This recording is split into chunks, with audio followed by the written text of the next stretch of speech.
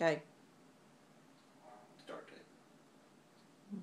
All right, listen up, all you 9-to-5ers. Do you ever feel like you're stuck in a rut at work? Okay, hold on. Judge is in session. What is the problem here?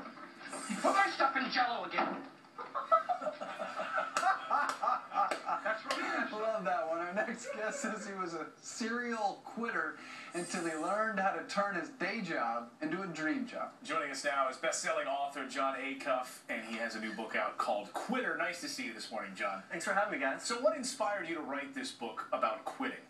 Well, that was my story. I had 8 jobs in 8 years, and I always thought the next one would be the one that fixed me, that made me happy. Yeah. I'd have a 6-month honeymoon period. I'd get bitter. I'd get entitled and think they're not using my talents. I need to find another job. And I'd jump into something just as bad because I was just trying to escape where I was.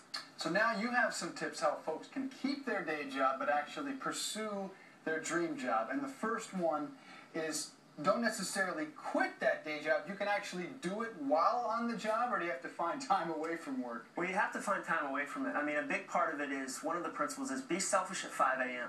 When I started to write books and started to blog and started to have these dream opportunities come up, I have a wife, I have 2 daughters, I had freelance writing projects. I had to figure out where in my current life would I do these things that I felt called to. Chef Anthony Bourdain, which he's now a famous chef, he used to get up at 5 a.m., write his book, Kitchen Confidential, then go and work like 12 hours in the kitchen as a result of it. Smart tip. Dream backward to move forward, you say.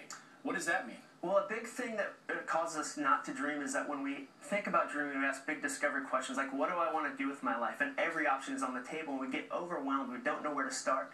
But I believe that dreaming is an act of recovery, of rescuing something from your past that you loved and you lost, something that someone who mattered to you told you didn't matter. So when you ask that question, you really ask, what have I done with my life that I've loved? And you get this very personally designed to you set of options that you can lean into.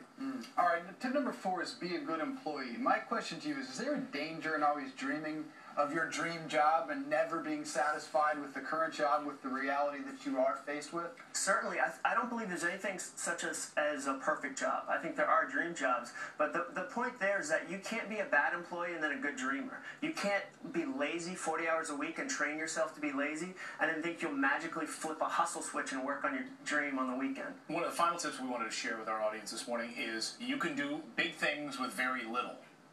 What do you mean by that? We're proof of that, Clayton. That's true. That's how I live my life. I don't know about that. You seem very tall to me right now. I got that going. Yeah, well, so my 5-year-old daughter saw a picture of a starving child and asked, what's that? And I told her, and she said, well, that's pretend, right? That's not real, right? Because a 5-year-old who grew up eating 3 meals a day can't fathom that happens. And so I decided to build a kindergarten in Vietnam. And I asked the readers of my blog to help. And we thought it would take us 6 weeks, and we raised $30,000 in 18 hours. And we doubled down and ended up building 2. So this fall, my wife and I will go to Vietnam and see these 2 kindergartens. And that started in my kitchen. So I really believe that you can change the world with very small things that you start on where you are right now. You can do big things. You can do big things with little things. Quitter is the name of the book. Jon ACUFF, thanks so much for joining us. Thanks for having me, guys. Thank you, man. Great book. All right, coming up on the show, a man asks his